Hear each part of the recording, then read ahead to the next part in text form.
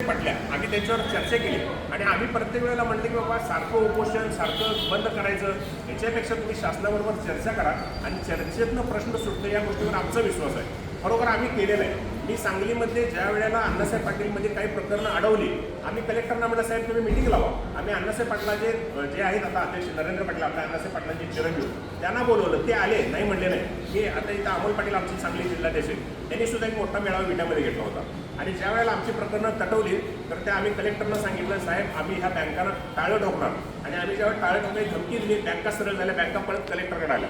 Collector काय म्हणले तुम्ही त्यांची प्रकरणं काढवता. बरं काय झालेलं आहे त्याला तारण द्यायचं नाही आहे जामीन नाही आहे बिनव्याजी कर्ज आहे तुम्हाला घ्यायला तर तुम्ही जेवढं शासन द्यायला बसले तर तुम्हाला घ्यायला हात नाही अशी परिस्थिती आहे. आपण महिलांचं गट जे निर्माण करतो त्यात तुम्ही जाऊन सांगा ना पण वयाची अट वाढवलेली आहे. महिला म्हणाल तुम्ही सांगा एक घ्या तुम्ही कर्ज वेगवेगळ्या उद्योगांना कर्ज द्यायला लागले शासन फक्त घेणारा मनुष्य पाहिजे आणि ह्या सर्व योजना आम्हाला पटल्यामुळं या युती शासनाला पाठिंबा दिला.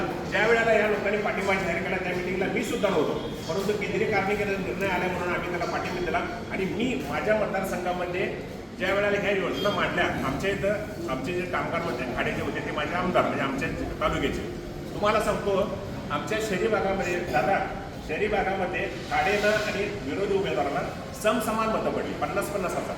फक्त खाडेसाहेबांना 900 मतं म्हणजे एवढं चांगलं काम करून 4 वेळा निवडून आले खाडेसाहेब फक्त. आणि ग्रामीण भागामध्ये माझ्या ज्या सभा झाल्या आणि हे पण माझ्या बॅनरखाली उघडपणे मराठा महासंघाचा कार्यकर्ता बोलतोय म्हणून मी भाषणं केली.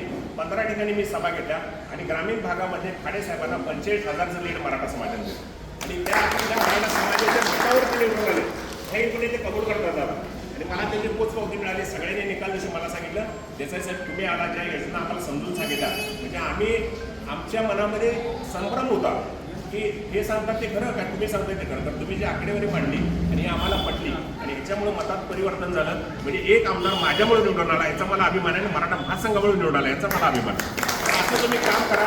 आता मी जर माझ्या आमदारला काम केलं तर ती नाही म्हणायची ताकद नाही कारण त्याला माहीत आहे मी काय केलं. तर असं तुम्ही प्रत्येकाने इथं जे बसलेलं प्रत्येक कार्यकर्ते प्रत्येकानं आपापल्या भागात जावा ही कामं करा मग तुम्हाला कोणाकडे हातपाय बसवायची गरज नाही लागणार.